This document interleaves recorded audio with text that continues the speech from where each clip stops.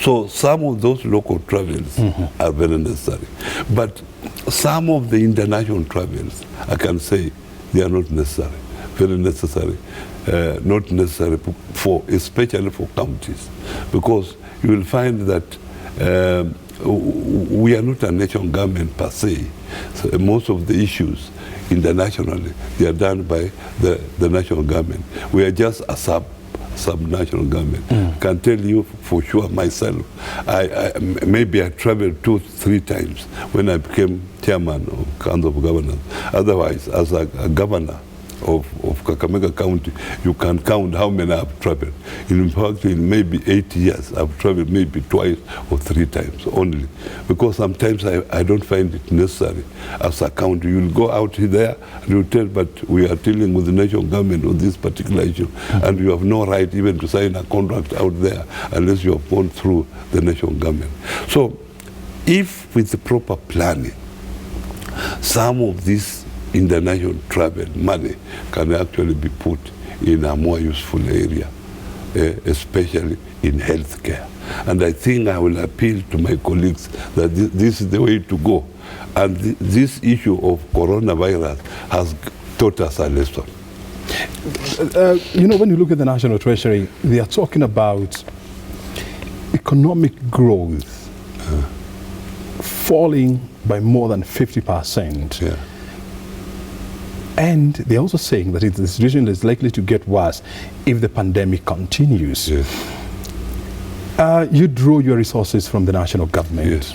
And you also get your money from levies and cess and all these. In a situation whereby the Kenya Revenue Authority doesn't meet its revenue targets, and they fall, let's say, by almost 40%, it means that you're also going to receive less. What impact would this have to the counties?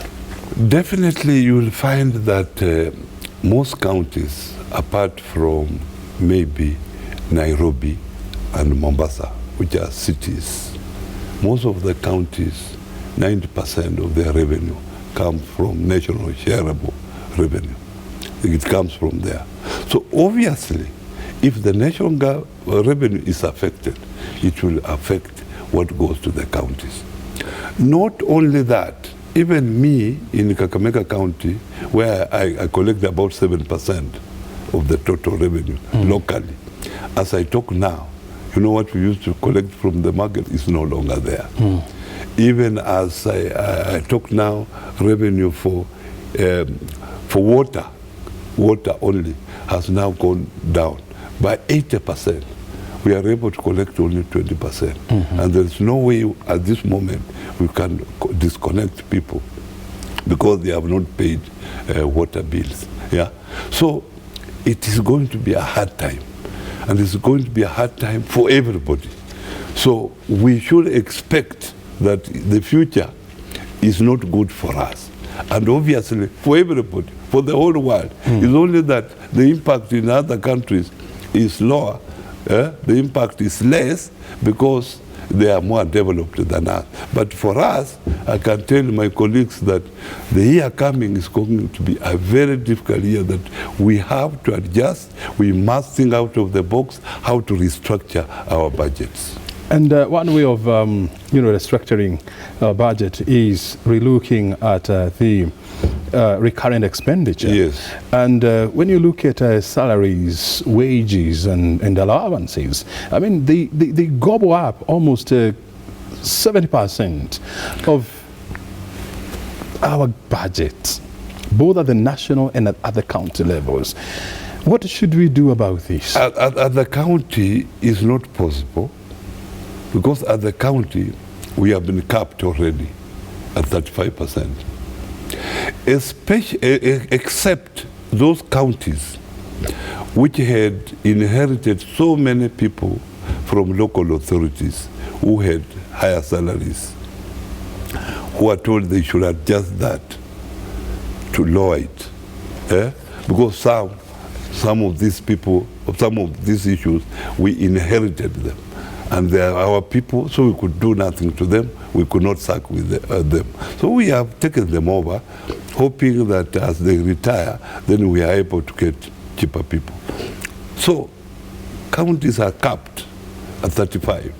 Someone will lie to you that counties are spending too much money in salaries. No, they are capped at 35. If you are not observing that, then obviously the control of budget will not pass your budget. Yeah, so there is a check and balance. Yeah, so that's what where we are.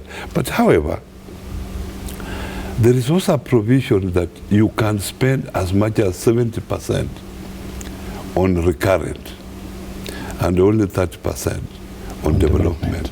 And this issue came because that's what happens at the national level, that they spend roughly 30%. But I feel that we should have started as counties at 50-50.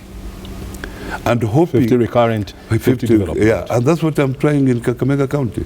And maybe move to 60-40, 40 recurrent, 60, and then gradually move to 30 recurrent and 70 development.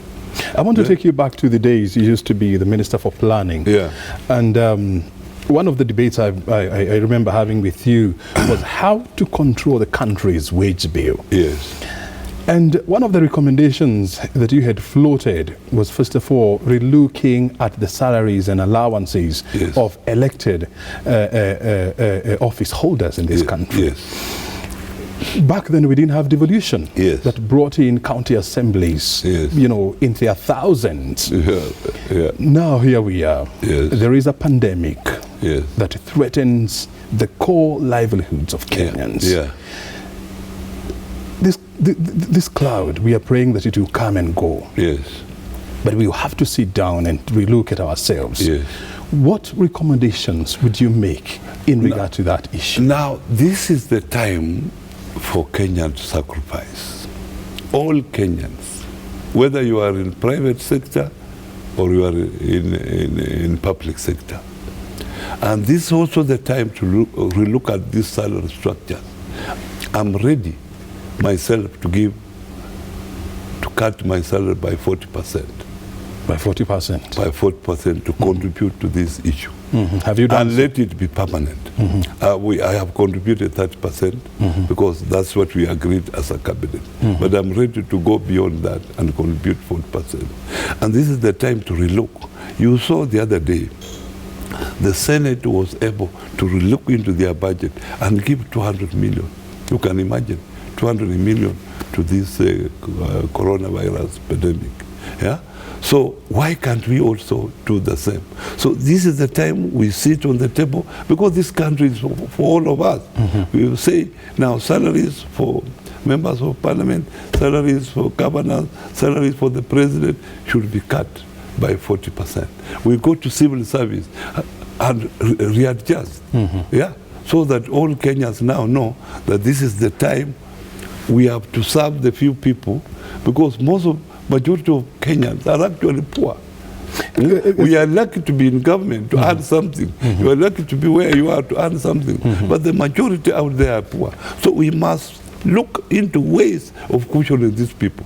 And cushioning these people is us giving out, cutting our salaries so that they can be able to get something for themselves. As we end this broadcast, Bwana Governor, tell me this. I mean, it is now clear and evident, you know, from everybody's eyes that our health service providers, they should be well remunerated.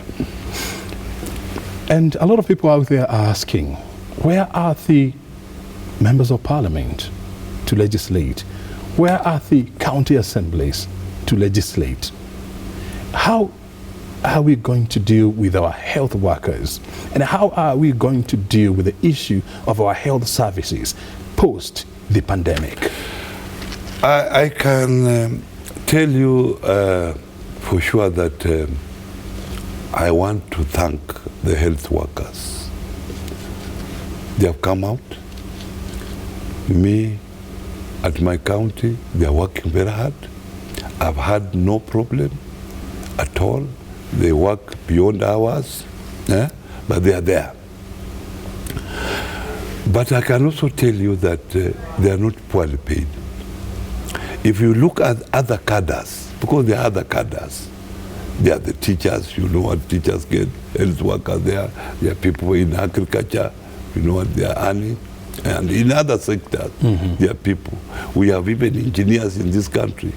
You will find that actually nurses are earning near the salary of engineers.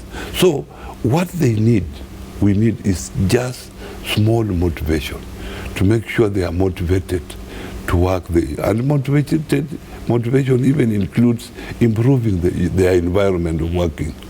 You go to some hospitals, they look like cow sheds. Yeah? We improve the environment. Yeah? Make sure they have good uniform, make sure they get their money on time, and if they work beyond hours, the allowances is paid to keep them there. And then there is a proper administration structure that takes care of their welfare and so on. But in terms of remuneration, compared to others, I feel they are well remunerated. And we have kept to their CBA, whichever CBA they agree on. So it's a question of motivation. Yes, motivation. Finally, even now, as they are working now. And you know, we are at war, and these are our frontline soldiers. So we must take care of their interests. If they decide not to work, what will happen in this country? Also, not them only, even people in security. Also, you see police, they are everywhere. These people can be infected. Yeah, they are taking risks. So these are the people we have to look at. Not you and me, because you know, you can put on a mask and stay here forever, go to your house and back here. But then they have to deal with those. In 1 minute, Bwana Governor, tell us, how will Kenya look like after the pandemic? After this pandemic that we have, as a country, we must sit down and restructure this country. This is the time. These issues we have been talking of high salaries, this is the time to look at that issue. So that we restructure our entire budget. We refocus. This is the time we'll know which sector of the economy was more effective than the other. And which sector can we forego so that we support the sector that can help Kenyans more. This is the time. This is the time. If we don't take this opportunity as a country, we have lost it. Thank you, Governor. Let's hope that we won't lose it. Yes. And let's hope that we'll recover together. Thank you, Brian. And move forward together. Yes. And all the best at the county levels. Thank you very much. Wycliff Oparanya is the chair of Council of Governors and also the governor of Kakamega County, joining us right here on Inside Government to help us understand how counties are prepared to handle this crisis and how will Kenya look like after the pandemic. My name is O'Brien Kimani. Thank you so much for your time. We'll do this again next week, same TM, right here on KBC Channel 1. Until then, have a good time. Thank you.